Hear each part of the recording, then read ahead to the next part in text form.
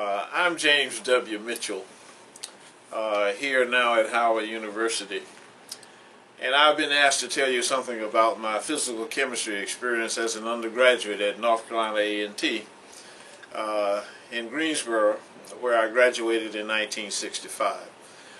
It turns out that as an undergraduate, I tolerated physical chemistry because it was a requirement. I was able to go into the lab and sort of perform in the way that you make a cake. I followed the recipe.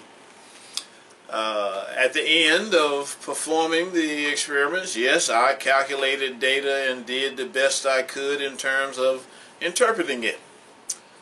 In the classroom, I developed into a very good note taker, so I could almost take every word that the professor said.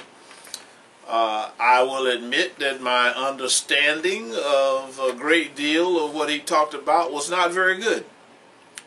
But as an undergraduate, you do what's necessary in order to maintain an average that's sufficient that you can get into a graduate school. Now, graduate school was a different experience.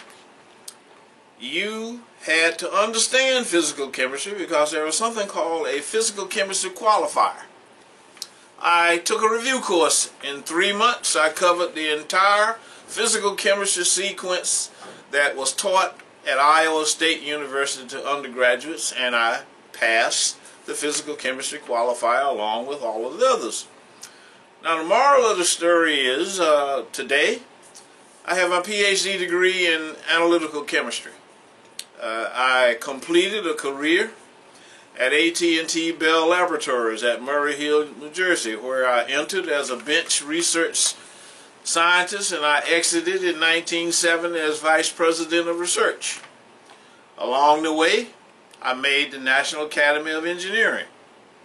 So, you don't have to love physical chemistry as an undergraduate, but you will turn out all right. That's my message to those of us who don't fall in love with physical chemistry at the undergraduate level, but we have to do what's necessary to at least comprehend it sufficiently to earn a PhD degree.